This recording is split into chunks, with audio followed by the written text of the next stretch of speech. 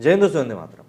चंदा कोचर, इनका नाम पिछले कुछ सालों में गलत कारणों से सामने आया है, लेकिन ये भारत में एक प्रतिष्ठित नागरिक रह चुकी हैं और नागरिकों के उच्चतम जो तीसरे नंबर का पुरस्कार होता है वो भी इनको भारत सरकार की तरफ से दिया गया था।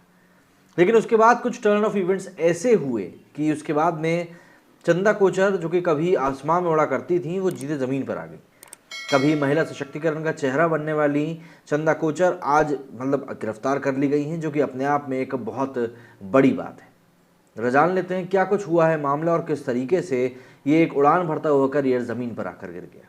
आईसीआईसीआई बैंक की पूर्व सीईओ चंदा कोचर और उनके पति दीपक कोचर को सीबीआई ने शुक्रवार को गिरफ्तार कर लिया। वीडियोकॉन ग्रुप को रेगुलेशन के खिलाफ जाकर दिए गए करोड़ों रुपए के लोन के मामले में ये गिरफ्तारी हुई है। जब ये लोन लिए गए थे उस समय चंदा बैंक में सीईओ और एमडी के पद पर थी। इन लोन्स के एनपीए होने से बैंक को करीब 1730 करोड़ रुपए का नुकसान हुआ है। बिजनेस टुडे की एक रिपोर्ट में अधिकारियों के हवाले से कहा गया है कि कोचर परिवार को एजेंसी हेडक्वार्टर बुलाया गया था और पूछताछ के बाद गिरफ्तार कर लिया गया। सीबीआई ने आरोप लगाया कि वे अपने जवाबों में टालमटोल कर रहे थे और जांच में सहयोग नहीं कर रहे थे। कोचर को शनिवार को सीबीआई की मुंबई स्पेशल कोर्ट में पेश भी किया जाएगा। अगर हम लोग बात करें थोड़े से इतिहास के बारे में कि भाई आखिर बैंकिंग सेक्टर में चंदा कोचर का सफ़र कैसा क्या रहा है, तब आपको थोड़ा और समझ में आएगा कि यहाँ पर क्या हुआ है। दरअसल एक समय चंदा कोचर ने बैंकिंग सेक्टर में बड़ा नाम कमाया था। भारत सरकार ने चंदा कोचर को अपने तीसरे सबसे बड़े नागरिक सम्मान पद्म भूषण से साल 2011 में नवाजा भी था। कोचर ने मुंबई यूनिवर्सिटी से कॉमर्स में bachelor, institute of commerce accounts of India से कॉस्ट अकाउंटेंसी की और फिर मुंबई यूनिवर्सिटी से ही मैनेजमेंट में मास्टर्स की डिग्री ली। 84 में बतौर मैनेजमेंट ट्रेनी चंदा कोचर ने आईसीआईसीआई ज्वाइन किया। जब 1994 में आईसीआईसीआई संपूर्ण स्वामित्व वाली बैंकिंग कंपनी बन गया तो चंदा कोचर को असिस्टेंट जनरल मैनेजर बनाया गया था। चंदा कोचर आईसीआईसीआई बैंक की डिप्टी जनरल मैनेजर और जनरल मैनेजर भी नहीं। फिर 2001 में बैंक ने उन्हें एग्जीक्यूटिव डायरेक्टर बना दिया। कोचर को कॉर्पोरेट बिजनेस देखने की जिम्मेदारी सौंपी गई थी। फिर उन्हें चीफ फाइनेंशियल ऑफिसर बनाया गया।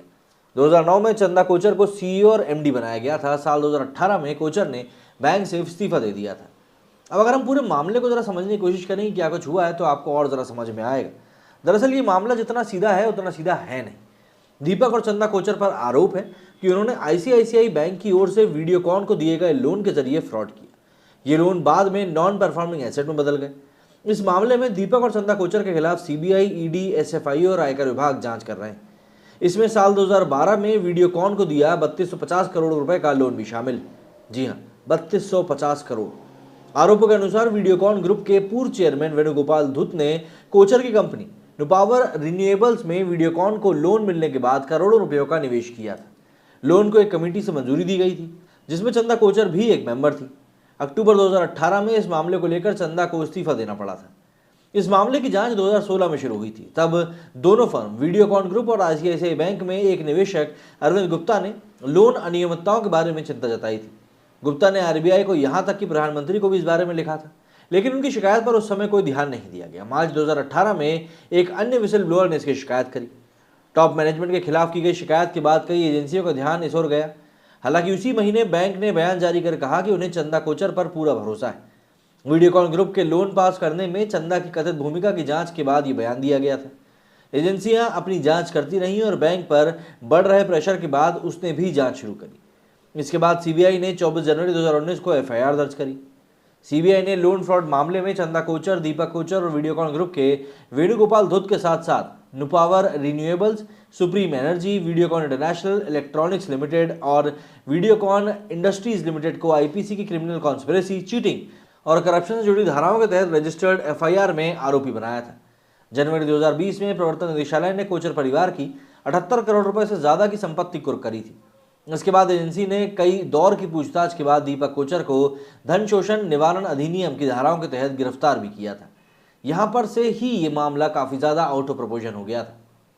दरअसल इस कार्रवाई के बाद बैंक ने अप्रैल 2009 से मार्च 2018 के बीच चंदा कोचर को दिए गए सभी बोनस को वापस ले लिया। फरवरी 2019 में बैंक ने चंदा कोचर को टर्मिनेशन लेटर देकर उन्हें पद से भी हटा दिया। फिलहाल मामले की जांच सीबीआई, ईडी जैसी और भी एजेंसीज कर ही रही हैं और जनवरी 2020 में ईडी ने कोचर परिवार की जो संपत्ति कुर्क करी थी उसी ने इस पूरे मामले को और भी ज्यादा बढ़ा दिया था। कोर्ट ने देश से बाहर जाने पर चंदा कोचर के ऊपर रोक भी लगा दी थी। लेकिन ऐसा नहीं कि हमेशा से ही ये विवादों में रही।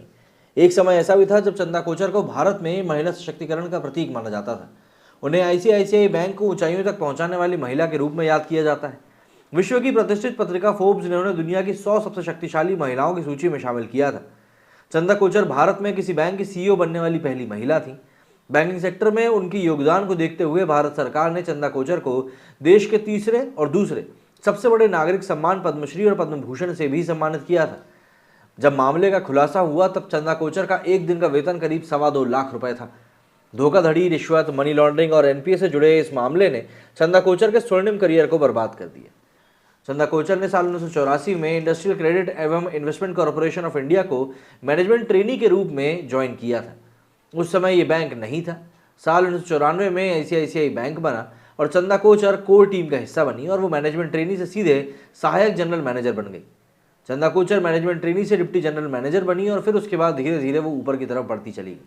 अपने पति की कंपनी को फायदा पहुंचाने के लिए चंदा कोचर ने वीडियोकॉन के साथ मिलकर इस बैंक फ्रॉड को अंजाम दिया और आज की डेट में बात यह है कि उनका जो स्वर्णिम करियर था वो हर तरह से सवालों में है। मतलब हर कोई उनसे पूछ रहा है कि भाई आखिर एक दिन का 2.25 लाख कमाने वाली महिला इतनी ऐसा काम कैसे कर सकती है कि भाई फ्रॉड की श्रेणी में उसके कामों को रख दिया जाए।